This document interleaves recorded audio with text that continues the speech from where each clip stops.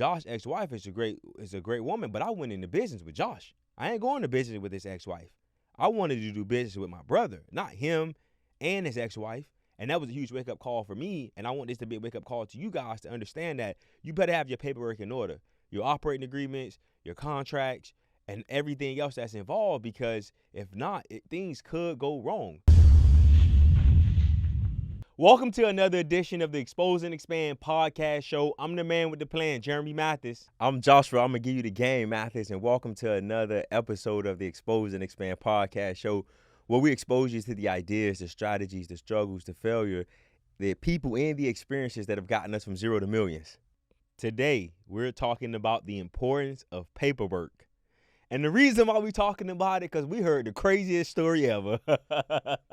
So we were sitting out talking to our producer, and it was cool to talk, just talking about life, talking about experiences. And that boy gave us a story that changed my life forever. It's like, well, we got to talk about this on the show. We got to bring in our experiences. But we're going to lead with his story, which was he signed the 360 deal. He signed the deal, and he sold all his rights away. What happened? Yeah, he sold his soul to the devil. We sold all his rights away. What happened was so the reason why we hired him, first and foremost, just so y'all understand, he's very creative. He can see things that most people don't see. He's able to capture moments where you see it in hindsight after the fact. You're like, dang, how you got that? He's one of those guys. And he posts that on social media. So by posting his work on social media, make sure you tune in to one of our previous episodes where we talked about the power of social media. He posted his work on social media, and this guy who was an aspiring artist found his work on social media and hired him to document his story of going to Ethiopia for 30 days. Excuse me. So they go to Ethiopia for 30 days, and while they're there, our producer is capturing the guy. He's documenting the guy, but he's also just being a creative. If you're a real creative, you capture everything in the moment. You're capturing all of the scenery. You never put the camera down. And guys, I'm telling you, some of the moments that he captured, not of the guy that hired him to go and document his journey, but I'm talking about just moments that just happen in real time. Those pictures belong in the museum. They belong in the White House. I'm talking about it's straight gold, it's straight solid. It's something that makes you feel as though you were there in the moment. It was something that's amazing. He captured all of this great work. The guy who hired our producer to go and document this whole journey saw what was happening, and long story short, he told our producer, hey man, listen, I need you to sign this paperwork so that you can get paid. I can pay you the rest of the money. He had paid our producer some money up front, but promised him the bulk of the money on the back end. Our producer, like most great artists and creators, he was a starving artist, so he needed this money desperately. And because he needed money desperately, he was short-sighted, and he signed a 360 deal, which essentially he sold all of the rights to his work that he created in Ethiopia to this guy without knowing. And that's how we came up with today's topic, and talking about the importance of paperwork and making sure that your paperwork is in order. Because guys, like, it was heartbreaking to see his work and heartbreaking to hear that story. And we had to talk to you guys about it so that you guys don't make the mistake that he made and some of the mistakes that you're going to hear today.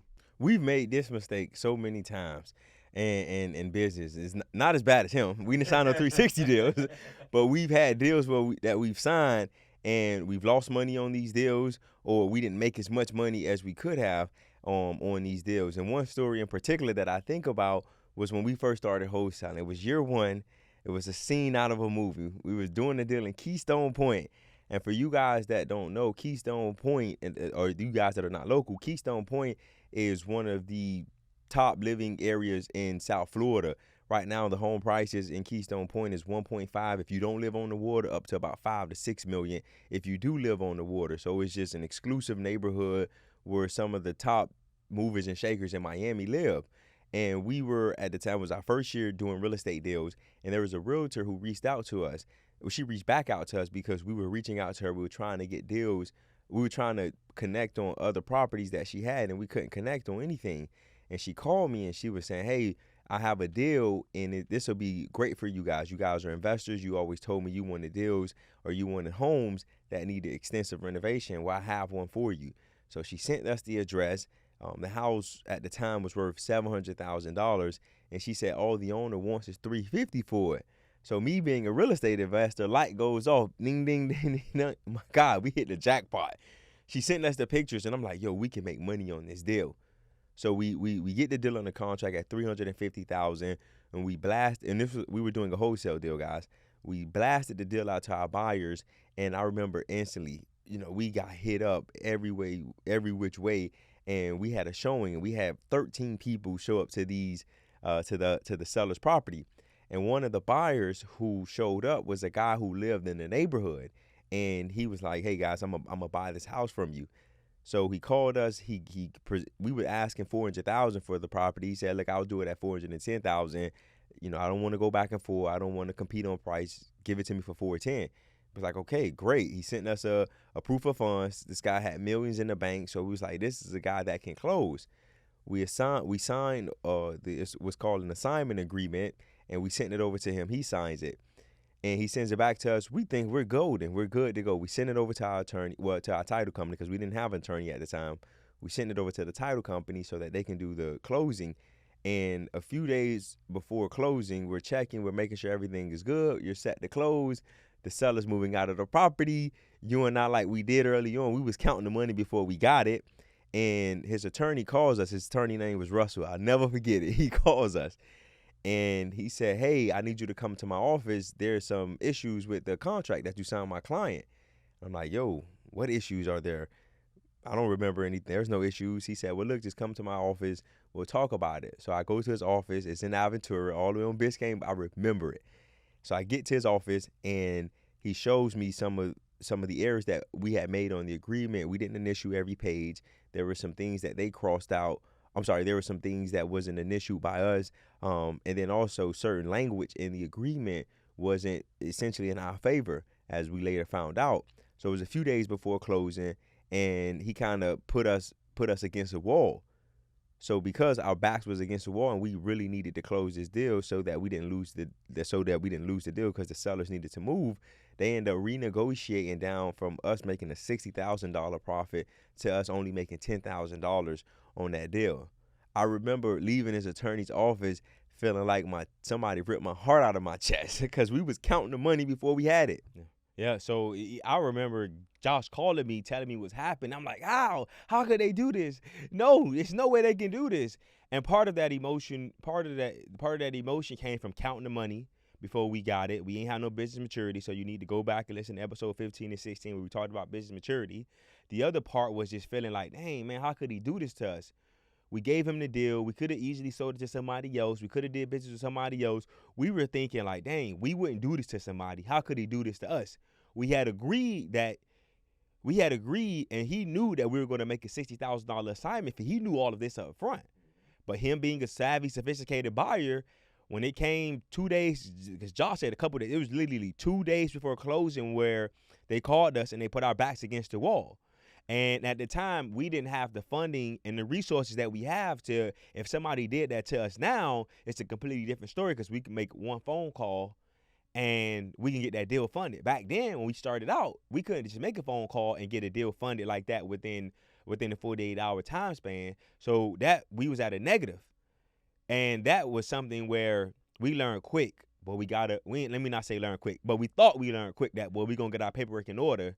And we did indeed after that happened, we did indeed make our assignment agreement much better, but we had to go through that pain of losing $50,000 in potential profit in order to make sure that we don't have to go through that again. And that's part of why we wanted to talk about the importance of paperwork. We had to lose $50,000. Our producer lost out on probably millions of dollars on in his work because he didn't have the proper paperwork. And that's why we wanted to talk to you guys, because as you guys know, we want to expose you guys to the ideas, the struggles, the failures, the people and experiences that have gotten us from zeros to millions. And it's an experience where, boy, it took a lot of heartache and a lot of pain to get to zero for millions, and we want to make sure that you guys don't have to go through that. So you remember when I called you, how you felt at that moment? I felt like crap. I felt like I was about to go into depression. I remember then like shedding a couple tears because it hurt. It hurt. That was the first time something like that had happened to us in business, where you like, man, how did this happen? How could this happen? And we talked about on the last episode, which happens. And this is part of what we talked about last episode. Shit happens. But at the time, I didn't have that maturity to understand that, man, things just happen. You control the controllables and you move on. I felt like a loser. Like, I genuinely felt like a loser. I felt like, man, this cannot be real. That this is happening to me. I'm a good person. I treat people right. I start trying to justify everything, like why this shit happen to me. And that's one of the problems, that not problems, but we're too trusting. And in business, it's cool, trust but verify. Yeah. Right? You want to make sure that you have your paperwork in order. You need to understand and learn from that lesson that we went through, or that experience that we went through. Guys, it's okay to trust people, but it's better when you have paperwork in line, or you have your paperwork in order to protect you and protect that potential person, because you don't want to be what Jeremy and I was then, which was, we was just too trusting. Everybody is a good person. They would never hurt us. They would never steal from us. Not the twins, but then when something like that happens, and it opens you up to everybody in this world ain't good people. And I'm not saying he's not a good person, but I am saying that, hey, people, sometimes business can be tough. Sometimes business can be cutthroat. And at that moment, that was a cutthroat moment for us to show, like, hey, y'all ain't got y'all paperwork in order. So I'm going to take full advantage of that. And guys, and the guy, we still, funny as enough, we still talk to the guy until this day. We still do business with him today. He taught us a valuable lesson. And we could have easily just focused on he's a bad person, he's a bad person. He's not a bad person. He saw an opportunity to make and to do good in his business, and he took that opportunity. And for us, we learned. That's part of business. It's just like when you playing a sport and you putting together a game plan. You want to exploit the other team's weaknesses. He exploited our weakness, which is that paperwork that we had.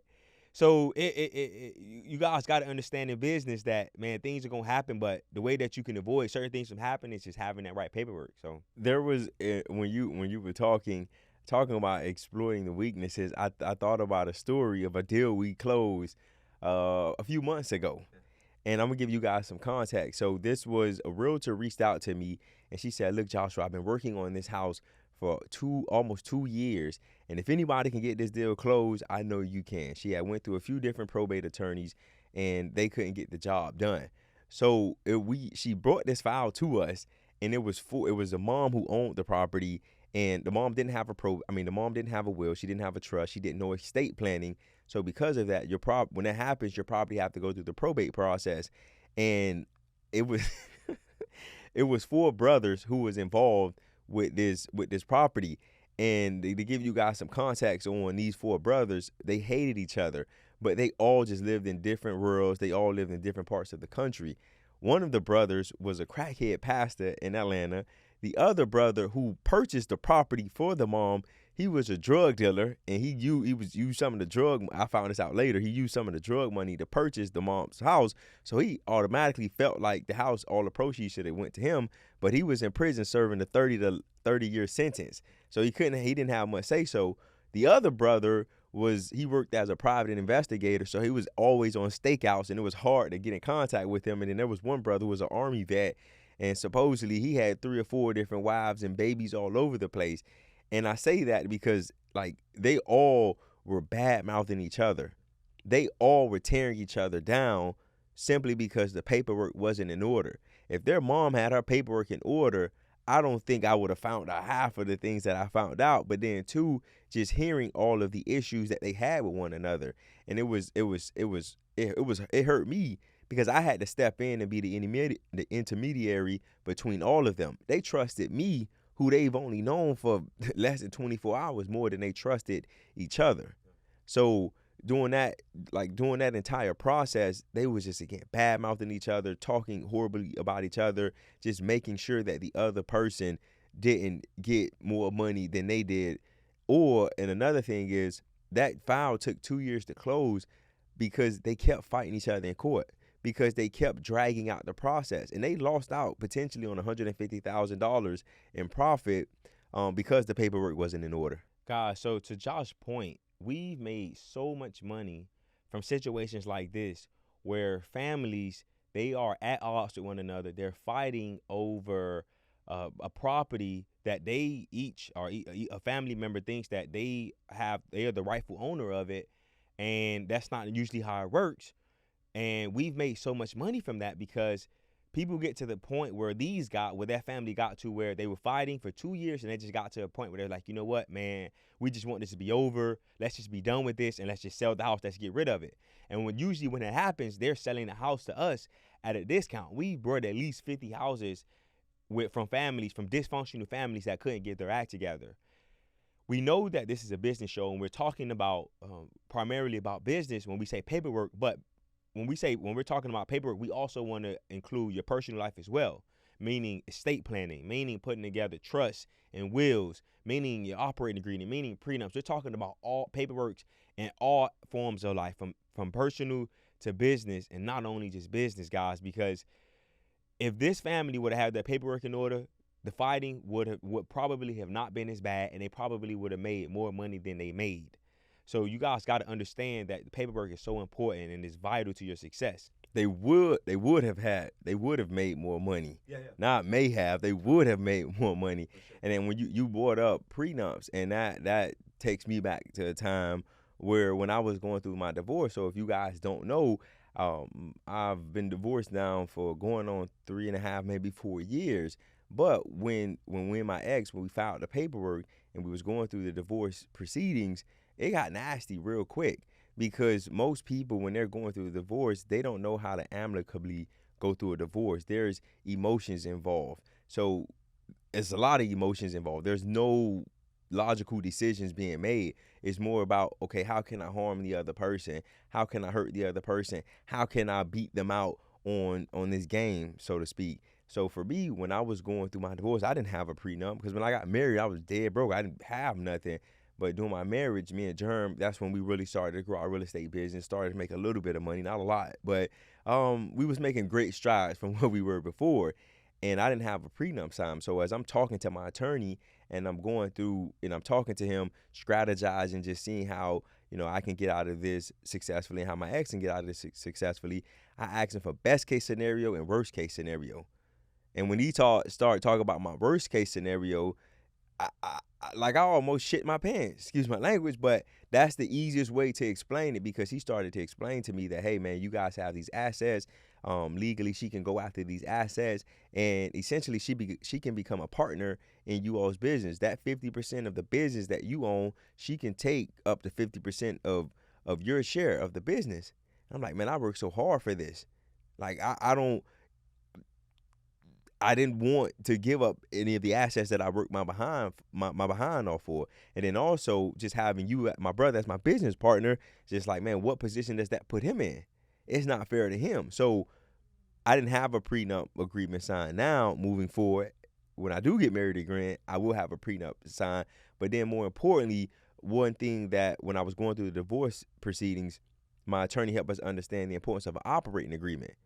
Because Jerm and I didn't have an operating agreement in place. I mean, it's my brother. We came out the womb together. I know him my whole life. Like, I know money will be the last thing that would separate us. It would be something else that would separate us before it came to money or any of the assets. But when my attorney was telling me what potentially could happen if my ex wanted to be nasty and come after our assets, immediately we said, hey, we got to put an operating agreement in place. Yeah, I remember being on a conference call with our attorney, talk about worst case scenario and what could happen. And once he said that Josh's ex-wife could potentially become a 25% owner in our real estate portfolio, which at the time was probably worth $3 to $4 million, and a 25% owner in the other business and investments that we were involved in, she could be a partner. And I'm like, we got to get an operating agreement signed yesterday, because if you get an operating agreement, depending on how you write it, you definitely put something in there that protects you in case one of the partners one of the partners gets a divorce. It instantly says that, or depending on how it's written, you could put in something that says if somebody's get divorced and they have to give up a portion of their business to their ex-spouse, you could put something in there that says that they have to sell you their shares at market rate, and then they are out of the business, as opposed to you having to take on a partner that you didn't want to take on. And that was the case for me. Josh's ex-wife is a great woman, but I went into business with Josh. I ain't going to business with his ex-wife. I wanted to do business with my brother, not him and his ex-wife. And that was a huge wake-up call for me. And I want this to be a wake-up call to you guys to understand that you better have your paperwork in order. Your operating agreements, your contracts, and everything else that's involved, because if not, things could go wrong. And I can tell you from experience, things will go wrong if you don't have your paperwork in order. And we've learned that time and time again. So make sure you guys take heed to our advice. But for somebody that doesn't have, somebody that doesn't understand paperwork and how it works, do you think that they need to go out and get an attorney? Absolutely, without a doubt, they need to hire an attorney. And most people, or a lot of people say, I can't afford an attorney. And my response to that would be, you can't afford not to have an attorney because you don't want to happen what happened to our producer, right? Because that can, all your hard work can just be flushed down the drain. So a lot of people make short-term decisions and don't think about the long-term repercussions of those decisions. So you definitely need to have an attorney involved. You definitely need to hire an attorney when there's any paperwork that needs to be drawn up. But Josh, what if I can't afford an attorney? What if I'm like our producer? I ain't got no money and I'm signing this because I need money. I can't afford an attorney. What should I do? Like I said, you can't afford not to have an attorney, and it's all about the terms and understanding that most people think they have to pay an attorney right up front. And if you come to the attorney and let them know, hey, this is the case, this is the situation, there's different ways that you guys can pay that attorney. You can ask that attorney to put you on a payment plan. You can tell that attorney, hey, I'll give you X amount of my proceeds. But again, there's so many different ways to structure it, but I want to make sure you guys understand the point of you can't afford not to have an attorney on your side when you're doing any type of business dealing with any type of paperwork. Got you. So we're 14 years into business. We have become mature and we understand the importance of paperwork and having our documents in order. What's one thing that you wish you knew now versus when you started in regards to paperwork? Just have that trained professional day one, have an attorney on my side day one, have somebody who has experience in writing up these agreements, reviewing these agreements, to look over my shoulder and to ensure that I'm not signing a 360 deal, to ensure I'm not signing away my work, to ensure that I'm protected, and to ensure that the person who I'm going into this agreement is protected as well. For me, one thing that I wish I knew is just to take it more seriously, because you think about how unserious we were when it came to paper. We trusted everybody. Mm-hmm. We did business with whoever felt good, and it led us down so many dark paths and so many dark avenues because we were so trusting of people. So if I could go back, I would just know to always take this paperwork so serious, because you hear the horror stories, but you sometimes would think, oh, that won't never happen to me. That'll never happen to me. I'll never let anything happen to me like that. But if you don't take it serious, then it will happen to you. And that's the whole point of why we wanted to do this show, so that you guys can avoid overpaying contractors like we've done in the past because we didn't have proper agreements in place. So guys, make sure you take heed to our advice and make sure that you're doing what you need to do when it comes to your paperwork. Facts. Anything else that you want to add? Nah, man. This has been a really good episode, and I think people understand the importance of just having your house in order. You know, as Grandma will always say, you got to have your house in order, and part of having your house in order is just making sure you got your paperwork in place. So professionally, all your contracts and your agreements, have an attorney review them, have an attorney write them up to protect you. Personally, when you want to make sure you have your estate planning done, the least you want to do is have a will in place, so that, you know, God forbid you get called home, you want to make sure that your assets go to the people that you want them to go to, right? You don't want them to be tied up in court. We see so many different people that pass away, Prince, Michael Jackson, all these people that have passed away, and their families have to fight in court because they don't have their paperwork in order. So guys, do yourself a favor, do your family a favor, and get your paperwork in order. Guys, this has been another one for the books.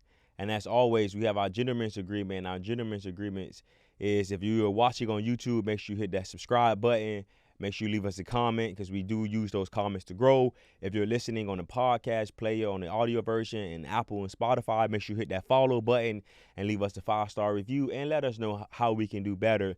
And more importantly, expose somebody to this episode to help them grow. Use this episode so that you can grow as well. Guys, we appreciate you for listening. Expose and expand. Peace. Expose and expand. Peace.